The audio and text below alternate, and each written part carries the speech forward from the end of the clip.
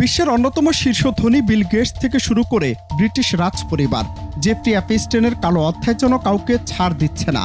মার্কিন বিচার বিভাগ সম্প্রতি অ্যাপস্টেন সংক্রান্ত প্রায় ৩০ লাখ নথির একটি নতুন কিস্তি প্রকাশ করেছে, যা আন্তর্জাতিক সংবাদ মাধ্যমগুলোর প্রথম পাতায় রীতিমতো কম্পন সৃষ্টি করেছে।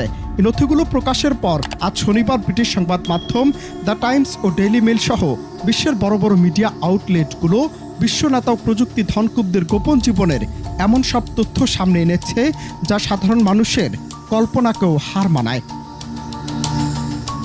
এর মধ্যে প্রযুক্তি বিশ্বের মহাতারকা বিল গেটসকে নিয়ে আসা তথ্যটি সবচেয়ে বেশি চমকে দিয়েছে সবাইকে। একাধিক সংবাদ মাধ্যমের প্রতিবেদন বলছে, অ্যাপস্টেনের মাধ্যমে এক রুশ তরুণীর সঙ্গে ঘনিষ্ঠ হয়ে বিল গেটস যৌন রোগে আক্রান্ত হয়েছিলেন বলে দাবি করা হয়েছে এই নথিতে। যদিও গেটসের মুখপাত্র এই দাবিকে চরম হাস্যকর এবং সম্পূর্ণ মিথ্যা বলে উড়িয়ে দিয়েছেন, তবু অ্যাপস্টেনের সঙ্গে তার সম্পর্কের এই নতুন দিকটি প্রযুক্তির দুনিয়া এক বড় ধরনের বিতর্কের জন্ম দিয়েছে। জনমনে প্রশ্ন, আজ পর্দার আড়ালে আসলে কতটা গভীর ছিল এই প্রভাবশালী ব্যক্তিদের লেনদেন।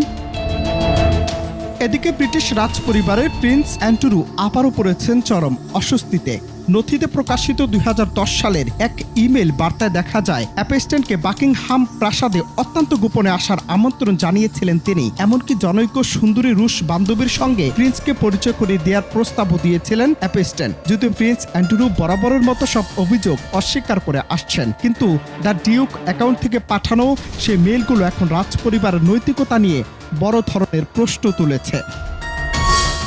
আবার নথিগুলোতে বাদ যাননি মার্কিন প্রেসিডেন্ট ডোনাল্ড ট্রাম্পও।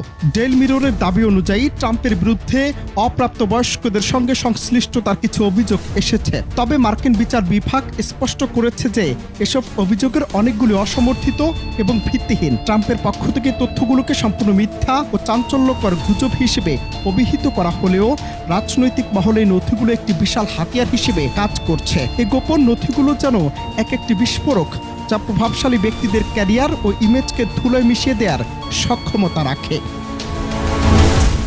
অনন্ত হাসান মাসুদ, বাংলা টিভি।